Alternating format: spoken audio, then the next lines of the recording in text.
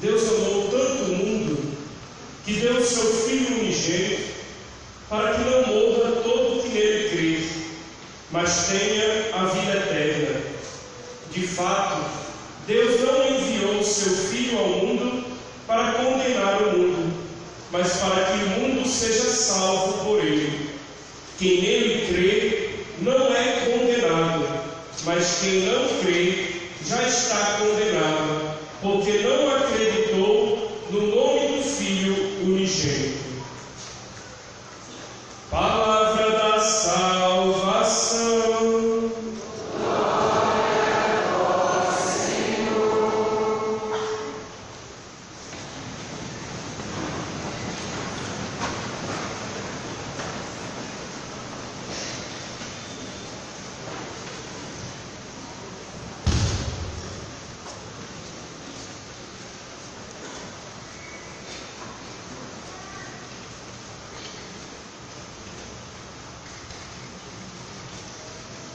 Caríssimos irmãos e irmãs, a Igreja, pedagogicamente, ela tenta ir revelando aos seus filhos, pouco a pouco, por meio de tempos, períodos, estações, os mistérios de Deus.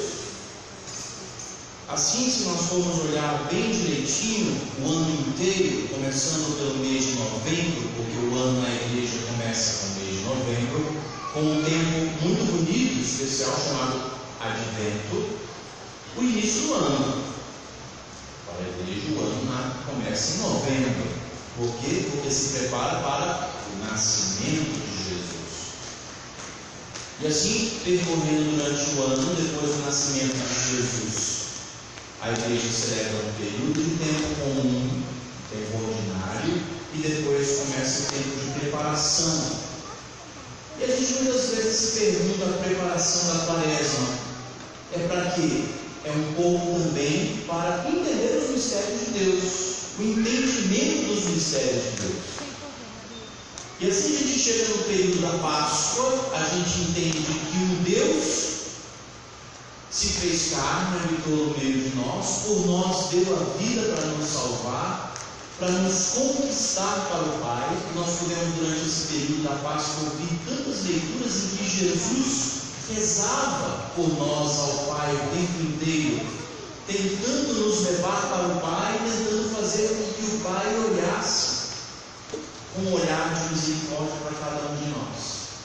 E de repente, o Filho vai para junto do Pai, e os dois, Pai e Filho, Deus que se ama, o Pai ama o Filho ama o Pai, daquela força de amor vem o Espírito Santo, fruto deste amor, uma terceira pessoa, e envia este amor sobre os seus filhos. O dom de Pentecostes que nós celebramos na semana passada. E a partir dessa terceira força, deste terceiro elemento, precisamente falando dessa terceira pessoa, nós entendemos algo que estava subentendido ou escondido durante todo o período da criação. Tanto é que entendia-se que Deus era somente o Pai, não é verdade? Imaginem vocês que todo o povo de Israel se dirigia ao Pai, mas eles não entendiam que havia um Deus Filho. Tanto é que se escandalizaram, não é verdade? Quando a gente olha para a história de Jesus, o povo que se escandalizou porque ele dizia que era Filho de Deus, onde já se viu Filho de Deus?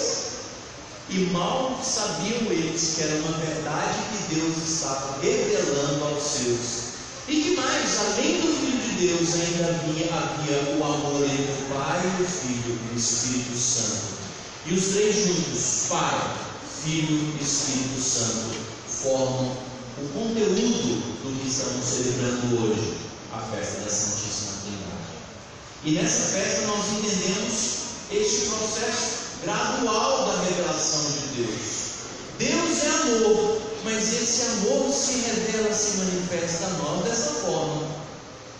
por meio de um Deus que ama tanto que envia o seu Filho para dar a própria vida. E dessa própria vida nasce uma força de amor que é o dom do Espírito Santo. Só assim nós podemos entender o mistério da Santíssima Trindade. Mas você pode se perguntar, Frei, mas o que isso tem a ver com a minha vida, assim, particularmente falando? Todos nós temos sede de Deus.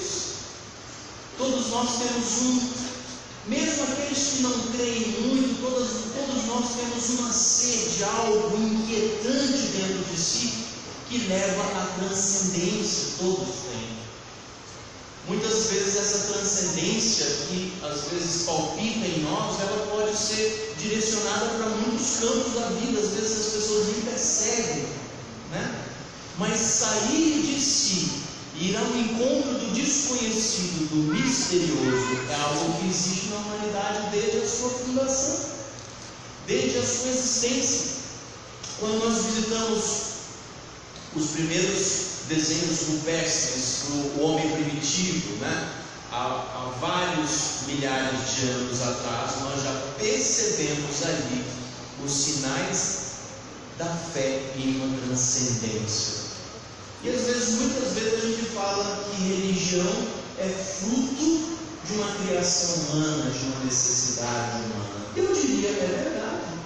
É fruto de uma necessidade humana mesmo, porque em nós foi plantada e nasce a necessidade do transcendente, do descobrir as suas origens, de entender-se parte de Deus. Como não é humano, se o nosso humano ele já é naturalmente divino? E assim, caríssimos irmãos e irmãs, cada um de nós sente esta carência no coração, carência de ser cuidado, de ser visto, de ser entendido por Deus. Quantos de nós, muitas vezes, quando não nos sentimos entendidos, compreendidos e escutados, a gente não sente aquela coisa estranha dentro de si, como que uma raiva, uma revolta, mas no fundo, é carência. Somos filhos necessitados deste Pai.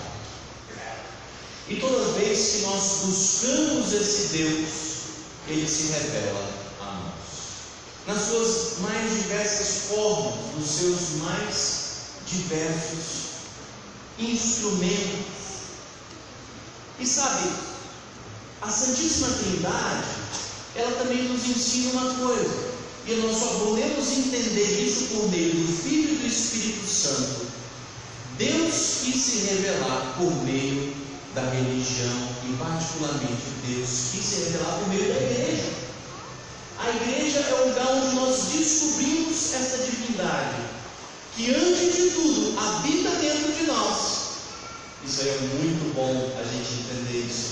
Essa trindade habita dentro de nós, mas que nós somos apresentados passo a passo, gradativamente a ela no decorrer da nossa vida. Nós não entendemos todas as coisas de Deus. Eu digo uma coisa para vocês: é muitas vezes inútil nós queremos entender todas as coisas de Deus. Eu falo isso para vocês até mesmo como um grande estudioso. Parece que a cada dia que passa, quanto mais eu penso em entender os mistérios e as coisas de Deus, eu me dou conta de uma coisa: eu sei menos. Deus muitas vezes pega a razão, o conhecimento dos teólogos e às vezes passa uma rasteira, quebra as pernas deles. Com o quê? Com a sabedoria dos simples, com as coisas que acontecem num homem simples, de quem emana a maior da fé, a maior das fés, se nós pudéssemos dizer assim. Porque na verdade o maior conhecimento de Deus se dá para aquele que se permite conhecer Deus. Porque Deus habita em nós, Deus está em nós, Deus é em nós, e se revela em nós, e faz em nós. Então isso é uma verdade. Oi. Então isso na verdade é uma realidade que só com o tempo a gente precisa mergulhar e entender. E mais nós entendemos Deus e o quanto Ele quer falar conosco, é quanto mais a gente se abre para Ele. Interessante, né, queridos irmãos e irmãs? E muitas vezes a gente só se abre verdadeiramente a Deus, mas lá no fundo do nosso coração, quando a gente se percebe necessitado de Deus. Isso é muito curioso, porque é um outro mistério grande também nas nossas vidas, e que a gente, sei lá, parece que na nossa formação divina, em termos sido constituídos por Deus, parece que existe algo em nós também que quer ser divino, e esse ser divino muitas vezes esquece que existe alguém maior que nós. Ou seja, uma tentação pela qual o homem passa de querer ser independente de Deus. Quem de nós não passa por isso? Quem de nós não acha que é capaz de resolver todas as coisas por si mesmo? Quantas vezes a gente já escutou pessoas dizerem: Deus é minha mão, Deus é meu trabalho, Deus é meu esforço. Não vá trabalhar, não vá fazer a sua parte não, para ver se Deus vai te ajudar. Quando a gente escutou isso na rua, talvez das pessoas com as quais a gente ou trabalha ou convive, pessoas que têm ou um pouco mais ou um pouco menos de fé, essa coisa que parece que também existe no ser humano de dizer: não, eu não preciso de Deus. Quando a pessoa se sente forte, quando a pessoa se sente saudável, com saúde, quando tudo é retilíneo, mas de repente há também um passo na vida do ser humano que é pedagógico, a reta decrescente da vida. Ou seja, o momento em que as coisas chegam ao seu ápice e depois começam a descender. É o momento em que a gente começa a fazer a experiência das frustrações, é o momento que a gente começa a fazer a experiência da perda da força, da perda da autonomia, da perda da grandeza. Por que não dizer que isso também é obra divina? E que são os momentos em que nós nos sentimos mais frágeis que a gente percebe que nós precisamos de alguém. Assim Deus quis se revelar. Isso também é mistério. Isso também é mistério na vida do ser humano. Quem não passou pela experiência de distanciar-se de Deus, não é? Quem passou pela experiência de não acreditar no homem, não acreditar na instituição, se chatear, se frustrar, mas de repente parece que aquela centelha divina um dia volta a falar conosco forte. E lá no fundo da nossa alma a gente consegue perceber e diz: é Deus que está falando comigo. É Deus que parece que fala lá no coração do homem, dizendo assim: muito bem, já fez a sua experiência, já andou pelos caminhos da vida, já passou por diversos campos e arados na história. Agora está na hora de você voltar para mim. Agora está na hora de você reconhecer que eu sou um Deus que não estou aqui para te condenar, sou um Deus que estou aqui para te ajudar e fazer com que você entenda que você é parte de mim e eu sou parte de você. Deus fala conosco, queridos irmãos e irmãs, e por meio da sua igreja Ele se manifesta. Por meio da sua igreja Ele se manifesta. Assim nós entendemos pelo Espírito Santo, assim nós entendemos pela vida dos santos. Quantas vezes Deus se manifestou por meio dos santos? Pessoas que falaram em nome de Deus, pessoas que agiram em nome de Deus. Por exemplo, nós estamos celebrando a vida de Santo Antônio nesses 3 dias, né? Nesses 3 dias, incluindo a festa de Santo Antônio, este filho. E Santo Antônio foi uma pessoa que manifestou muitas características divinas, manifestou uma fé e uma confiança profunda em Deus. E eu vou dizer uma coisa para vocês: vale a pena olhar para a vida de Santo Antônio e espelhar-se no amor que ele tinha por Jesus Cristo. Frei, como é que a gente consegue entender esse amor de Jesus Cristo? Santo Antônio queria dar a vida como Jesus deu a vida. Sabe como começou a história de Santo Antônio? Quem de vocês conhece a história de Santo Antônio? Levanta a mão. Nossa, quanto entendimento!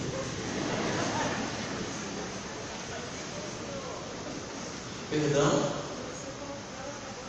Então, Santo Antônio, na verdade, ele era um cônego.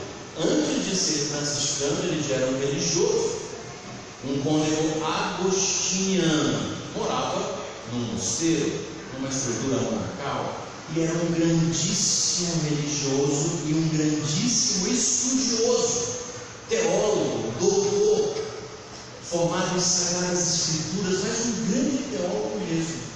Nos contam os escritos de Santo Antônio e a história que, se porventura sumissem todas as Bíblias do mundo, Santo Antônio era capaz de reescrevê-la de frente e verso. Um grande amante das Sagradas Escrituras. Em tudo ele estava colocando este amor por Jesus Cristo, porque na verdade ele via nas Escrituras a presença mais viva e real de Jesus, do Pai, do Filho e do Espírito Santo. Mas ele sentia uma inquietação dentro de si, porque ele sabia que, como cônego agostiniano, ele ia ter uma vida muito retilínea, muito tranquila, muito pacífica. E ele entendeu que a história de Jesus não era assim. Foi uma história de doação, uma história de martírio, de entrega. E de repente, Santo Antônio está lá vivendo a sua vida tranquila em Lisboa, era um santo português, falava a nossa língua, para que muitos dos escritos em latim. Até que um dia passam pelo convento e ali param, pelo mosteiro, alguns frades franciscanos que eles não conheciam. Então, o que passou por lá? Os mendigozinhos, que assim não era no início, né? Santo Antônio é muito contemporâneo de São Francisco. Então passaram ali os mendigozinhos vestidos maltrapilhamente e pediram uma esmola, pediram de comer, estavam de passagem. E para onde estavam se dirigindo estes irmãos? Eles estavam indo para o Marrocos. Fazer o que no Marrocos? Eles estavam indo levar a palavra de Jesus aos sarracenos. Vocês sabem quem são os sarracenos? Naquela época chamava-se assim, aos muçulmanos, que estavam dominando aquela região do norte da África. E era o tempo das cruzadas, era o tempo da guerra entre o islamismo e o catolicismo. E aqueles frades não estavam indo para fazer guerra com o sultão ou com a religião muçulmana, eles estavam indo levar a paz. Mas eles revelaram uma coisa, que eles tinham os frades, eles tinham um grande desejo no coração, que era dar a vida pela causa do Evangelho. Ou seja, serem martirizados pelo nome de Jesus. Santo Antônio ficou doido, enlouqueceu, pirou, entrou em crise vocacional. A gente costuma dizer isso, faz parte da nossa vida, nas crises vocacionais, nos momentos em que a gente fica balançado. E o que acontece? Naquele momento, Santo Antônio deixou o mosteiro, foi ao encontro de São Francisco, se apresentou e disse: eu quero dar a vida pelo Evangelho. Por sinal, São Francisco de Assis foi um santo também que sempre desejou dar a vida por Jesus Cristo, dar a vida, ser degolado, ser martirizado, sofrer. Como nós acompanhamos nas Escrituras, Paulo sofreu, Pedro sofreu, todos eles no final de suas vidas foram martirizados por causa de Jesus. Isso é um desejo intenso, é um amor profundo, um amor acima de um amor humano. Eu digo uma coisa para vocês: nós somos uma geração que gosta de amar, que se permite amar, mas nós entendemos muitas vezes o amor como algo que faz bem, nunca pensar no amor como sacrifício, na verdade. O amor que me faz sofrer não é amor, que às vezes é um conceito meio deturpado na nossa geração, porque o mais perfeito amor, ele se permite sofrer pelo amor, e o amor gera sofrimento. E esses homens amavam Jesus Cristo, e São Francisco tentou dar a vida por Jesus, tentou 2 vezes ir ao martírio e não conseguiu. E Santo Antônio buscou a ordem franciscana para isso, para poder dar a vida por causa do Evangelho. O que fizeram com ele? Pegaram ele, tacaram no convento assim, fica aí. E foi para a cozinha trabalhar como cozinheiro, lavador de louça, lavador de roupa, né? Serviços. Um grande teólogo, um homem de uma sabedoria ímpar. Ele entrou na ordem. Em vez de começar dizendo assim, não, se eu não for para o Marrocos levar a palavra, eu vou me embora também. Não, ficou lá, se submeteu a serviços simples, a coisinhas simples, até que um dia,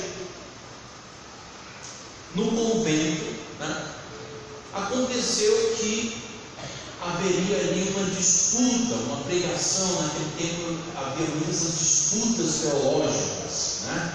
Entre os frades dominicanos, os frades franciscanos, eram doutores. E o que acontece? O franciscano adoeceu. E aí, olharam para um lado para o outro, não tinha ninguém para representar os filhos. Vai tu mesmo. E pegaram Santo Antônio e botaram ele para terra. E diz-nos a história dos escritos que ele foi de uma tamanha sabedoria, eloquência e profundidade que todos ficaram de boca aberta. E ali descobriram o grande Antônio de Lisboa. De tal sorte que São Francisco depois foi ao encontro de Antônio e disse: meu bispo, assim São Francisco falou com Antônio, meu bispo, eu quero que você ensine teologia a todos os frades da ordem, que naquela época já passavam de 5.000 frades em toda a ordem, já se espalhando por todo o mundo. E Santo Antônio permaneceu com aquele fogo ardente de vontade e desejo de dar a sua vida pela causa do Evangelho, mas ele se submeteu à obediência. E depois foi transferido para a Itália e viveu na Itália, na cidade de Pádua, até o fim de sua vida, levando a palavra e realizando muitos milagres. Foi ali que aconteceu um acontecimento ilustre, inusitado na vida de Antônio, quando Santo Antônio foi procurado por uma mulher que estava apaixonada por um homem, mas não tinha como pagar o dote para o casamento. E Antônio pegou um pedacinho de papel, escreveu uma frasezinha, ninguém entendeu muito bem. Ela falou assim: escute, vá lá entregar para um comerciante tal. Ela pegou o papel, mas Antônio, eu quero casar. Vai, faça o que eu estou dizendo. Aí disse que chegou lá, ela entregou para o comerciante e Antônio mandou dizer assim: olha, Antônio pediu para que o senhor me desse em moedas de prata o peso desse papel. O comerciante olhou assim: o peso desse papel? Sem dúvida, te dou, claro, pode ficar tranquila. E pegou e colocou o papelzinho na balança. Quando colocou o papelzinho na balança, deu um peso tal que ele precisou dar 400 moedas de prata para aquela mulher. E depois esse homem se recordou que ele havia pedido uma graça a Deus por meio de Antônio, havia recebido, prometido a Deus, a ele 400 moedas de prata e não tinha cumprido. Ele falou: agora eu entendi. E foi ali que começou a epopeia deste nosso querido Santo Antônio em defesa das mulheres, em prol dos seus casamentos. Quem aí quer 400 moedas de prata? Para além das historinhas, existe aqui um grande amor e uma grande devoção a Deus, uma grande fé. Porque nós não vamos conseguir muitas coisas sem a fé, né? Tem outra história de Santo Antônio, também acabou que ele estava pedindo uma graça, mas aí Antônio já era santo e ela estava precisando casar, né? E fez uma promessa a Santo Antônio, e estava ali com a imagenzinha de Santo Antônio, e pediu para Santo Antônio, porque Santo Antônio sempre concedia para as mulheres uma graça, né, de encontrar um marido, de poder se casar. E passou um dia, passou uma semana, passou um mês, passou um ano e nada. Essa parece que Santo Antônio é muito fajuto, eu não vou mais pedir nada para ele não. E pegou a imagem de Santo Antônio e tacou pela janela, e caiu na cabeça do caboclo. O caboclo viu que caiu uma imagem da janela e delicadamente, sensivelmente foi até lá entregar. E quando entregou, olhou para aquela moça, se apaixonou por ela. Parece uma história de Verona, né? As histórias de Romeu e Julieta. E depois ela tomou consciência, peraí, foi Santo Antônio que me alcançou essa graça. Ganhou um homem com um galo na cabeça. É que a gente poderia contar 300, 500 histórias de Santo Antônio, muito bonitas, mas para dizer o seguinte: Deus se revela a nós por meio da sua igreja. Imagina quando a gente consegue uma graça de Deus, como é que a gente não fica na nossa vida movido, a gente fica com o coração cheio de gratidão, a gente fica acreditando. Eu sou de Deus mesmo, e Deus está comigo, e Deus opera por meio da sua igreja. Caríssimos irmãos e irmãs, nessa festa da Santíssima Trindade, vamos agradecer a Deus por Ele ter se revelado a nós. Que Deus maravilhoso que veio se revelar a nós. Quem somos nós? Quantas vezes a gente se esquece de Deus, nem somos dignos, mas nós precisamos pedir a Deus: Deus se manifesta na minha vida, Deus se revela na minha vida. Certa feita, Santo Agostinho, vocês conhecem Santo Agostinho, né? Um grande teólogo da igreja. Ele estava tentando descobrir os mistérios da Santíssima Trindade. Ele escreveu um livro, um calhamaço, escrito Trindade, né? Então,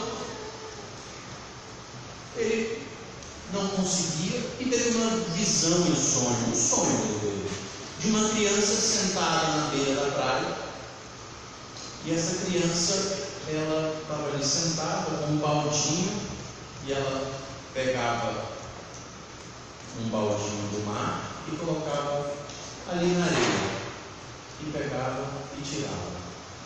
E uma pessoa perguntou assim: mas o que você está fazendo? Eu estou tentando esvaziar o mar. E a pessoa, achando que sabia muito, mas deixa de ser tonto, está vendo que desse jeito você não vai conseguir esvaziar o mar? E essa criança respondeu: pois é mais fácil eu conseguir esvaziar o mar do que você descobrir os mistérios da Santíssima Trindade.